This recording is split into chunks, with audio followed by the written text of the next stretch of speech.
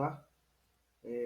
Então a gente vai falar sobre Roma, né? Nós vamos, assim como falamos sobre os gregos, nós vamos também falar sobre os romanos. Então, esse conjunto de slides que depois eu vou enviar para vocês, é um conjunto de slides que fala diretamente da unidade 8, né, vamos começar nela. Então, a gente vai falar sobre a região e a origem dos romanos, os romanos, monarquia romana e religião. A primeira religião, porque os romanos muitas das vezes são lembrados como cristãos e eles não eram cristãos a princípio. Né? O cristianismo depois vai assumir um grau de relevância e importância dentro dos romanos que vai chegar até nós aqui. Na unidade 9, nós vamos falar sobre a República Romana, cultura, a crise da República e a instalação do Império, depois a religião e as influências romanas. Tá? Então, serão essas duas unidades que nós iríamos fazer. Se nós estivéssemos na normalidade, nós iríamos caminhar para fazer uma prova agora, né? Que seria a prova mensal, no qual a gente faria a das duas unidades. Grécia, né? Então seria 6 e 7. Nós então faremos uma mensal na 6 e 7. E depois a 8, 9 e a 10 também, que são os bárbaros, que na realidade a 8, a 9 e a 10 são uma coisa só. Né? Falando de Roma, do surgimento até a sua desagregação. Então, nós falaríamos, então, seria a nossa PG. Confesso que não sei como é que o colégio vai trabalhar, se nós teremos ou não uma outra forma de avaliação, isso aí vai ficar, depois vai ser chegando. Vocês sabem que o colégio também vai disponibilizar uma outra plataforma de transmissão, né, o Microsoft Teams. Então a gente está treinando nesse aí, vai ter uma nova plataforma e tudo isso aí depois vai, de certa forma, vai ser passado para vocês. E conforme também as atividades que nós teremos que fazer, tudo bem? Mas já estou avaliando vocês. Vocês já estão fazendo, por exemplo, a trilha, tem outras coisas que depois eu vou pedir. Então a gente vai pelo menos se avaliando aqui, sem nenhuma preocupação, assim também como as notas do primeiro bimestre, todo mundo tranquilo que a gente está avaliando. Então, nessa unidade, nós vamos aprender alguns aspectos da vida de Roma, do período da sua fundação, que foi por volta de 753 a.C., né? Também a sua monarquia, até a sua queda, que foi em 426 depois de Cristo. Né? Ou seja, isso contando o Império do Ocidente, eu não estou nem falando do Império do Oriente, que é uma coisa que nós vamos estudar no terceiro bimestre. Nós vamos falar sobre o Império Bizantino. Esse Império Bizantino vai até 1450, 1543. 1543. Ou seja, Roma é muito importante até hoje, né? Como eu disse para vocês, ela tem aí uma grande influência, né, nas nossas página de número 28. Vamos lá, página de número 28. Lá no finalzinho da página, vocês estão vendo duas imagens aí importantes, né? Vocês estão vendo a primeira imagem, a fachada da Basílica de São Pedro, onde hoje né? Onde hoje é a Igreja do Vaticano, tá? Aí seria a sede principal do Vaticano, né? A cidade de Roma, então, é atualmente uma das mais disputadas aí como destinos turísticos. Era, né? A Itália. Saiu um vídeo na internet, eu não sei se é verdade, eu também nem procurei a saber, né, de uma comemoração dos italianos que supostamente estariam voltando às atividades, e aí teve aviões, teve festa, teve música. Né? Espero de coração que isso seja verdade, que os italianos conseguiram, né, ou tenham conseguido superar o que foi aí a catástrofe do Covid, né, onde matou centenas de milhares de pessoas em Roma e passaram quase 2 meses aí de forma isolada, em lockdown total. Foi cenas tristes, né, de se ver ali na Itália. Embaixo vocês também têm a Praça de São Pedro, onde o pessoal acaba se reunindo quando o Papa, né, o padre principal da Igreja Católica, passa a fazer as suas pregações, suas prédicas, a missa ali. Ele acaba pautando ali, né, apenas esses dois símbolos, mas Roma está lotado de símbolos, né? Se você entrar lá, você tem o Coliseu, você tem o Arco do Triunfo, tem muita coisa, né? Roma é a cidade, até colocada aqui atualmente, uma das cidades ou destinos mais disputados pelos turistas no mundo.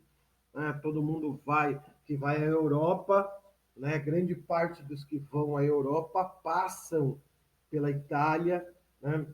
Além das suas ruínas históricas do tempo do Império. A cidade também ostenta construções de períodos aí subsequentes, da Idade Média, da Idade Moderna. Né? Entretanto, a Roma Antiga era tão grande, tão ampla, que não dá para se mensurar, né? Como metrópoles atuais. Não dá para dizer, como era uma cidadezinha pequena, simples. Não, Roma era tão grande, tão complexa quanto as grandes metrópoles atuais. Tá? Isso é um ponto importante. Ela está situada na Península Itálica. Lembremos que nós estamos falando, que é a bota, né, que o professor Marcelo já deve ter desenhado aqui para vocês. Ela parece uma bota, assim. Aqui está a Península Itálica, né? A Sicília, ela estaria mais ou menos aqui, a região da Sicília, e aqui estaria a Península Itálica, perto, próximo aos Montes Palatinos, né, o suposto lugar de fundação da primeira cidade. Isso depois nós vamos ver, tá? Eu vou falar um pouquinho aí do mito de formação de Rômulo e Remo, mas também ela se forma às margens do rio Tibre, muito próximo ao litoral do Mar Tirreno, que é uma coisa importante, tá? Nenhuma cidade, gente, vai ser, principalmente as grandes cidades antigas, elas precisavam ter fontes de água, né? E Roma não vai ser diferente. Então, a primeira cidade romana, ela vai ser fundada próximo ao rio, ou próximo ao litoral, que eram características importantes e necessárias para o desenvolvimento dessa cidade. Ao leste, né, falando aqui ao leste, nós vamos ter os montes Apepinos, né? Então, no caso que a gente está falando, né, Roma vai ser fundada mais ou menos aqui onde eu estou colocando esses pontinhos. Né? Então, teria o rio Tibre aqui e o Mar Tirreno passando por aqui. Né? A leste, para o lado de cá, né? Lembramos que o leste está para cá, nós teríamos uma cadeia de montanhas chamada os Apepinos. Ao norte, mais aqui em cima, nós teremos os Alpes. Né? Lembrando que Roma, né, a Itália em si, faz aqui divisa, né, com a Suíça e com a França também. Então você tem os Alpes, né, que é uma cadeia de montanha de dobramentos recentes, né, 65 milhões de anos atrás, e as suas terras eram férteis, solos com ricas jazidas de minério, principalmente minério de ferro, e também tinha um rico comércio naquela região. Tá? Vira a página aí, vira a página. Na página de número 29, vocês estão encontrando o mesmo mapinha que eu tentei desenhar aí para vocês, logicamente muito melhor. E aí vocês estão vendo, né? Fundação de Roma, mais o verde mais central, né? Mais ao leste, então, nós temos a cadeia dos Apepinos. Ao norte, nós temos os Alpes, que tá ali faz divisão com a Suíça e também a França. Tá? Nas ilhas, nós temos três ilhas importantes ali: a ilha da Sicília, a ilha da Sardenha e a ilha de Corsa. Tá? Então, são as três ilhas importantes. Um pouquinho mais embaixo, vocês têm um nome que está em cinza: Cartago, né? A cidade de Cartago. Deixa eu ver se alguém está falando comigo. Não, até agora nenhuma pergunta. Vamos seguir aqui então mais um pouco. Nós temos a ilha de Cartago, que era importante na história dos romanos. Né? Cartago, lembremos que era uma ilha de domínio fenício, né? Era uma importante colônia fenícia e era a colônia que ligava também ao norte da África. Então vocês estão vendo aí, Cartago, nós estamos falando ao norte da África, atual Líbia, Argélia, tá? Então aquela regiãozinha que nós temos ali, tá? Falando um pouquinho da cidade, a cidade de Roma nasceu por volta do século 8 a.C., né? Eu já coloquei para vocês em torno ali de 753 a.C., mais ou menos. É o que se estima da fundação dos romanos, tá? Mas não tem ao certo, professor? Não, tá? Não dá para saber, a gente tem mais ou menos o que seria. E nós temos um conto mítico, né? Nós temos uma fundação mítica que vocês têm aí no livro de vocês, na página 29.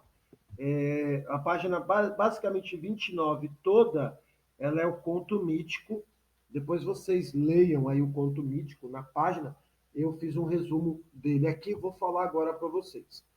Supostamente no mito existia uma cidade, a cidade de Alba Longa, reinada pelo rei Numitor, pai de Réia Sílvia, tá? Numitor, ele tinha um irmão chamado Amúlio, e o Amúlio desejava tomar o trono do seu irmão, né? Então ele queria ser rei da cidade de Alba Longa. Cidade aqui, cidade-estado, tudo bem? Lembrem a história aí dos gregos, mesma coisa. Cidade-estado, então, com governo e uma administração centralizada na figura. Reia, né, havia se tornado então uma sacerdotista vestal, ela adorava a deusa Vesta, e da sua vida ao templo, né, ela precisava ser virgem e tudo mais. E uma dessas relações no templo, aqui começa a religião é importante. Aí lembremos que algumas mulheres, Roma vai ser diferente dos gregos, tá? Roma, as mulheres vão ter uma participação até mais central do que acontecia na Grécia antiga, né? Em Roma, as mulheres vão ter maiores liberdades, coisas que não tinham na Grécia. Mas a Réia Sílvia, então, ela vai ser sacerdotisa e, segundo o mito, ela era muito bela. Bela ao ponto de chamar a atenção do deus da guerra, né, que seria Ares, em grego, e para os romanos é o deus Marte. Tá? E vocês vão reparar que os planetas acabam ganhando o nome também dessas divindades, né? Terra, Marte, Júpiter, Saturno, todos eles também ao panteão grego, mas que foram latinizados. Então nós temos aqui, seria então um mito de que Ares, ou Marte, que é o deus da guerra, ao olhar a Réia Sílvia, se apaixona perdidamente ao ponto de ter relações com ela, e com essa relação, vai nascer gêmeos, né? Os garotos Rômulo e Remo. Amúlio, que não queria esperar o trono, né? Ou seja, ele queria ser rei, esperava pela morte de Numitor, viu ameaçado, então, poder dominar o reino. Então, ele dá um golpe de Estado. Nesse golpe de Estado, ele tira Numitor do trono e, como prende a seu irmão, né, ele manda prender o seu irmão, e como ele tinha a ameaça dos gêmeos, ele tenta matar os gêmeos. Né? Então, na realidade, ele mata a Silvia Réia, né, e coloca os gêmeos dentro com a mulher, com a mãe, dentro de um caixão e joga no mar, tá? Os deuses, vendo aquela ação do Amúlio, preservam a vida dos gêmeos. A Silvia Reia, ela morre, né? E os gêmeos eles são preservados e vão ser encontrados por uma loba, né? Se vocês olharem na página 29, tem o nome da loba aí, né? Capitolina, né? Tá na figura aí, seria do mito. E essa loba sustenta os dois jovens e os amamenta. Deixa eu abrir um parênteses aqui. Lembra que na história não é difícil nós encontrarmos animais, né, mitos de animais que criaram os homens. Lembra aí da história do Tarzan, lembra da história do Mowgli, né? Nós temos casos das duas meninas lobo. Então, aparenta-se aqui que essa relação aí entre animais e homens, em algum momento, possa ter acontecido, né, se não verdade, ou ter alguma proximidade disso. Né? Fecha parênteses aqui, volta. Esses meninos são amamentados em parte pela loba e mais tarde encontrado por um pastor de ovelha, Faustulo, né? Ou Faustulo, né? Mas é Faustulo, e quem vai criar os meninos. Fausto cria os meninos até a idade adulta, até eles se tornarem homens, e quando mais velho, o Fausto conta para ele, né? Fausto conta para eles que eles não eram seu filho, né? Que eles tinham sido encontrados, e aí os jovens saem aí numa missão, né? Eles saem numa missão a fim de descobrir quem eram seus descendentes, né? O que aconteceu com eles, até que eles encontram um oráculo, e o oráculo conta a verdade, que eles eram filhos do deus Marte, sua mãe Réa Silva havia sido morta pelo seu tio Amúlio, que era um homem mau, o seu tio Amúlio havia prendido seu avô no Mitor, e aí os jovens eles saem para uma jornada, né? Eles decidem, então, destronar o seu tio, tirá-lo do trono. Essa luta entre os dois aí vai, no final, Amúlio vai ser morto, né? Abriram o microfone aí, gente. Está alto esse negócio. Alguém quer perguntar alguma coisa? Hein, galera? Alguém quer perguntar alguma coisa? Não? Fecharam já o microfone. Beleza. Alguém tem alguma pergunta? Então, os jovens resolvem destronar o tio-avô, destronam o tio-avô acaba até assassinado nessa luta entre eles, os dois mais velhos, então, destronam e devolvem o trono ao seu avô Amúlio. Né? A cidade, então, volta a ser governada pelo avô dos dois, não Amúlio, desculpa, no Mitor. Então, a cidade volta a ser governada pelos dois, né? E o seu avô, o Numitor, dá aos dois agora um presente. Qual presente? Diz para eles para que eles possam, de certa forma, fundar uma cidade a eles. Né? Então, era o presente. Né? Escolhem um terreno, procurem um local lá próximo ao Monte Palatino e fundem uma cidade para vocês. Aqui está, então, aquela imagem, né, também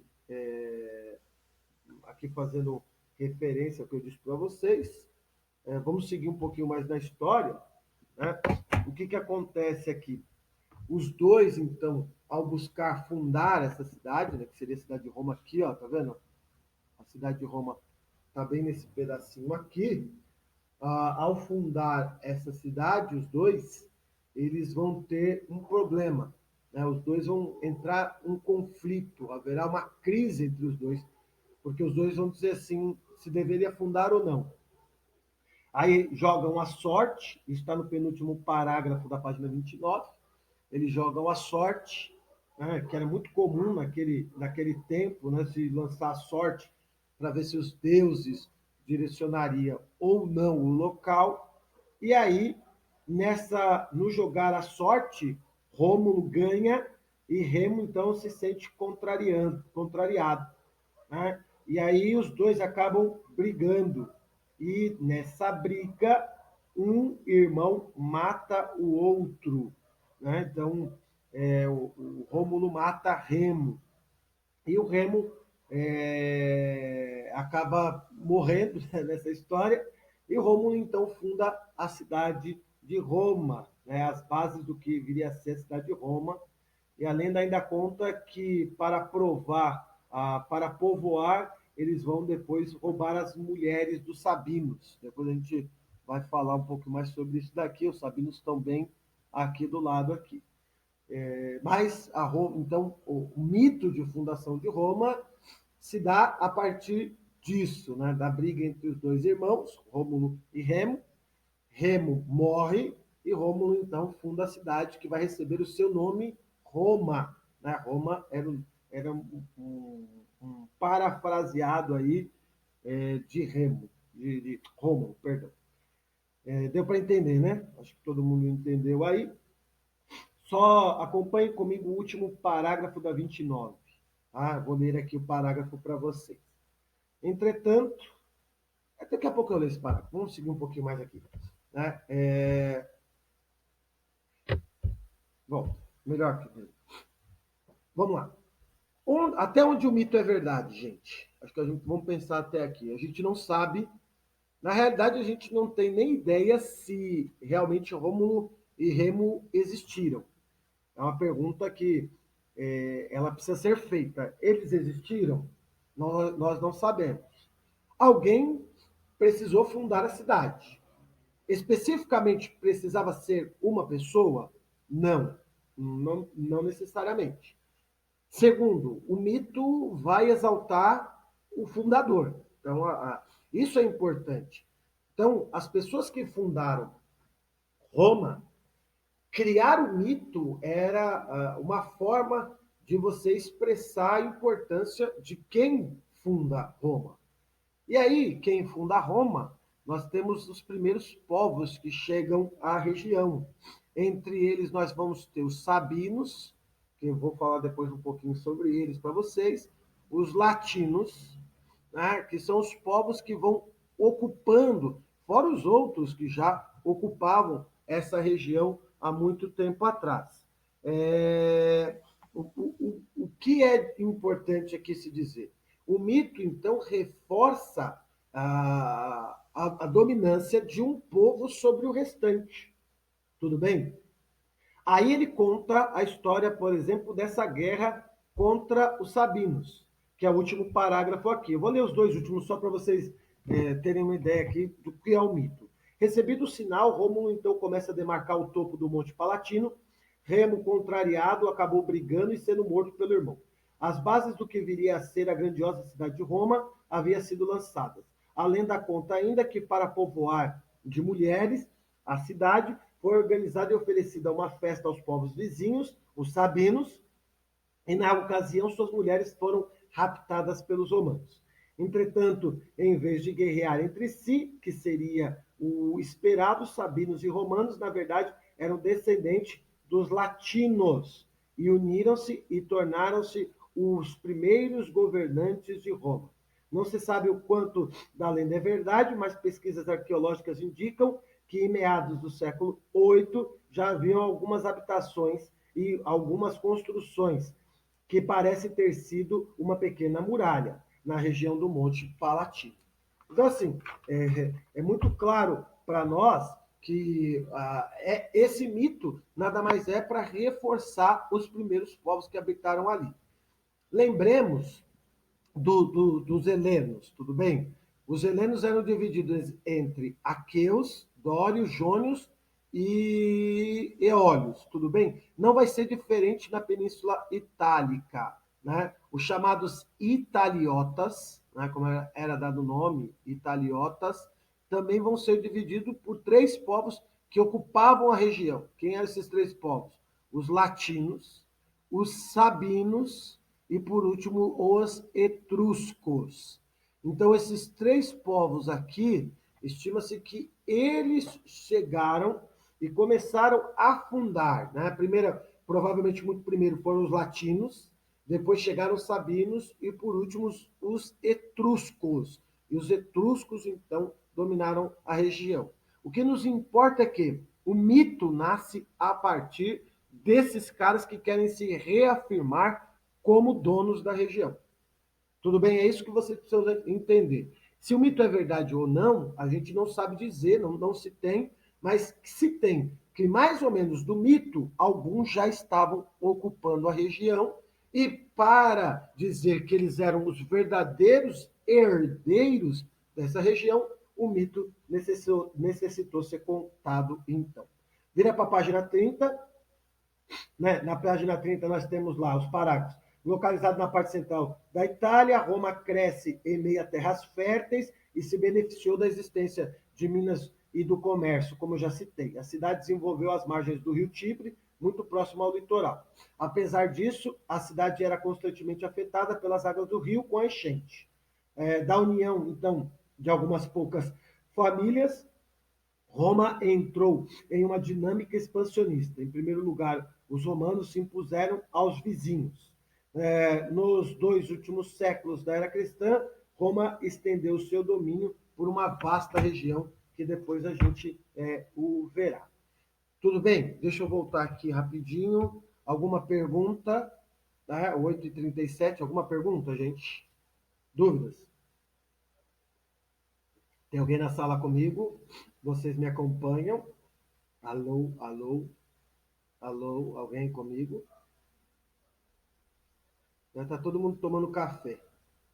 Agora o professor sozinho na sala. Aí tem alguém digitando. Ah, a Aline disse que nenhuma. Tá bom, então. Obrigado, o Caio também. Vamos para 31, então. Você está dando risada, né? Você está comendo, né, Ana? Né, a Ana está comendo, deu risada. Peguei a Ana no flagra. Vamos lá, então, página 31, vamos seguir. Como é que estava, então, dividido Roma, no sentido como os romanos vão se dividir?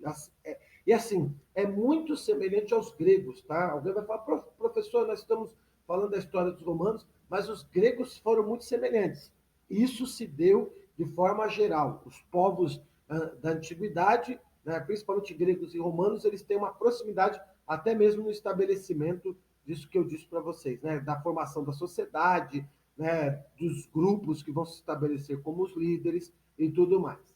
Então, os italiotas eram representados principalmente pelos latinos, sabinos e os etruscos. Tá? Essa influência é importante. No página 31, podem marcar aí, gente, o segundo, terceiro e o quarto parágrafo, tá? Pode marcar o segundo, o terceiro e o quarto parágrafo e o último também, tá? Marquem aí, segundo, terceiro e o segundo, terceiro, quarto e o último. Então, os etruscos têm uma origem ou influências, a gente não sabe, da cultura oriental grega. Então, provavelmente são povos que vão vir para aquela região ali vão passar pela Grécia, vão ser expulsos ali da Grécia e vão se estabelecer em Roma também. Até coloquei, a influência etrusca se faz sentir na organização social romana, pois no início da cidade ela era governada por reis, oriundos das famílias mais ricas e tradicionais da região. Então, alguns historiadores acham que essa influência grega acabou também influenciando a sociedade romana. E por isso a sociedade romana lembra, em alguns aspectos, não é que é igual, mas lembra em alguns aspectos as cidades gregas. Tá bom? Então vamos lá, como é que estava dividido então Roma? Nós temos os principais, a elite. A elite eram os patrícios, né? Quem eram os patrícios? Os patrícios eram ricos proprietários de terra e de gado, né? A chamada aristocracia de sangue.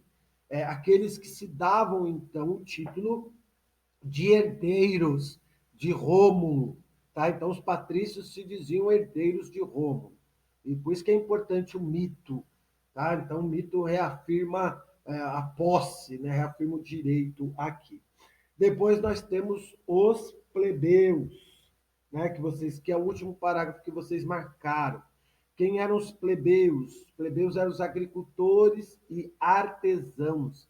Eles não tinham direito político nenhum. Eles estavam totalmente dependentes dos patrícios, né? Os patrícios ditavam as regras e as normas ali em Roma.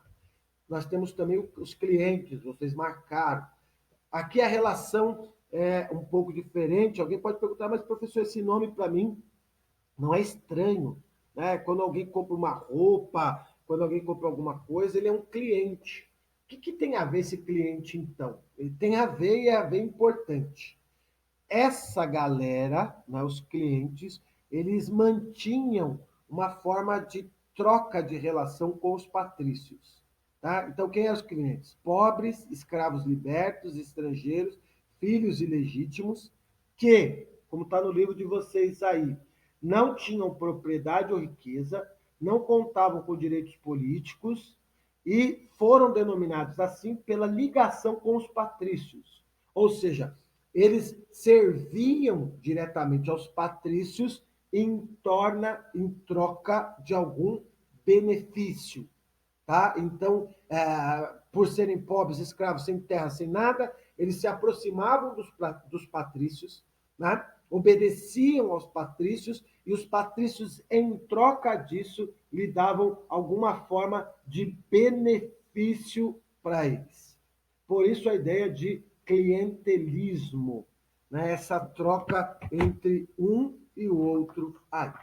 Pode virar a página, né? Na página 32, nós temos o último grupo aqui também, o primeiro parágrafo, pode marcar aí também, que é ou que eram os pobres. Pessoas, principalmente, que não conseguiam pagar as suas dívidas. A princípio, o escravo, então, era o endividado. No processo de expansão de Roma, depois isso vai mudar. Aí os escravizados vão ser as pessoas que serão dominadas pelos romanos. Então marquem aí o primeiro aí. E o segundo parágrafo explica isso que eu acabei de falar. Ó. Havia três possibilidades de uma pessoa ser escravizada em Roma: por nascimento, caso de filhos escravizados; pelo fato de ser prisioneiros, um cara que perdeu a guerra tornava-se também; e durante um período da história de Roma, em virtude das dívidas. Era a perda de direitos, nesse caso, a pena mais severa, capitis diminuto maxima. Com ela, perdia-se a liberdade e a cidadania. Tá? Com o tempo, principalmente os plebeus, porque os plebeus que acabavam se tornando escravos, né, dessa dependência. Com o tempo, os plebeus passam a se revoltar contra esse tipo de lei dos patrícios, né, até que essa lei passa a ser revogada. Tudo bem? Mas em Roma eram essas três causas que geralmente o escravo ele tem esses três pontos aqui, tá? Que então fique claro, não tinha nada a ver com cor de pele. Essa cor de pele vai ser apenas no século XVI, quando dominam os africanos, e no século XX que vai nascer o racismo, que nós estamos vendo a luta até hoje contra qualquer forma ou expressão de preconceito racial. Tá? Então o escravo era um vencido de guerra, então se tornava escravo; um filho de escravo, tudo bem, também era escravo, né, nascido naquela condição; e por último, o endividado, né, aquele que contraía dívidas, se tornava escravo ali também. Deixa eu olhar para ver se tem alguma pergunta. O pessoal hoje não está querendo perguntar nada, né? Então, nós temos duas aulas, tudo bem? Então, nós vamos fazer o seguinte: nós vamos interromper essa aula aqui, vamos parar aqui, senão o vídeo vai ficar muito grande. Nós vamos interromper e na segunda aula, nesse mesmo link, tá? Nesse mesmo link aí, a gente volta. Eu não vou abrir outro link, vai ser esse mesmo link. A gente volta e continua a partir da página 33. Há uma pergunta aqui. Professor, então, naquela época, então, a cor de pele, ela não era nada importante, tá, Ana? Por exemplo, a pergunta deveria ser o seguinte: não havia escravos negros? Não, não havia escravos negros. Os escravos eram de brancos, né, brancos, não tinha negros. Agora, na África, era uma outra situação. Então, essa escravização, que era uma escravização baseada na cor da pele, né, na cor da pele, só vai começar a acontecer no século XVI. E por que só vai acontecer no século XVI? Porque quando os europeus vão para a América e precisam mão de obra, dois casos que isso depois nós vamos estudar, mas dois casos importantes. Tanto no Brasil, os indígenas brasileiros, quanto os indígenas onde hoje estão os Estados Unidos, na América do Norte, eles se negavam a trabalhar como escravos. Então você necessitava de ter uma outra mão de obra, diferente, por exemplo, da América Espanhola, que os indígenas que estavam na América Espanhola toleravam trabalhar esse tipo de escravidão. Então eles permitiam ser escravos. No caso do Brasil e onde está os Estados Unidos, não. Então eles precisavam ter mão de obra. Aonde conseguir mão de obra? Na Europa não dá, porque o cristianismo não permite que se fizessem escravos. No Oriente também não dá, porque os muçulmanos são muito mais fortes e os muçulmanos já faziam escravos. Deixa muito claro, muitos europeus eram escravos dos muçulmanos, quando perdiam uma guerra ou alguma coisa nesse sentido. Sobrou a África, e a África ainda tinha o mesmo pensamento da antiguidade. Ou seja, quem era escravo na África? Na África era escravo o endividado, o que perdia a guerra. Então, essa lógica africana deu aos europeus a oportunidade, no século XVI, de ter essa mão de obra. Com o passar do tempo, século XVII, XVIII, XIX, isso vai se tornando uma condição de rebaixamento. Como é que eu mantenho a escravidão? Rebaixando a condição dessa população, dizendo que eu sou melhor do que ele, que é o preconceito e o racismo. Aqui estão as bases do racismo atual. Não sei se você entendeu, Ana. Você até colocou se entendi, tá? Mas todo mundo conseguiu entender aí, viu que uma galera está saindo, né? Mas todo mundo entendeu esse ponto. Esse ponto é um ponto importante. Beleza, gente? Então, a Ana está digitando. Beleza, então, galera? Beleza, então, Ana. Legal. Então a gente faz o seguinte: vamos parar aqui agora, né? Ida no banheiro, tudo mais. A gente volta às 9h15 para a gente voltar nesse mesmo link, tá? Nesse mesmo link. Até daqui a pouco. Tchau, tchau, gente.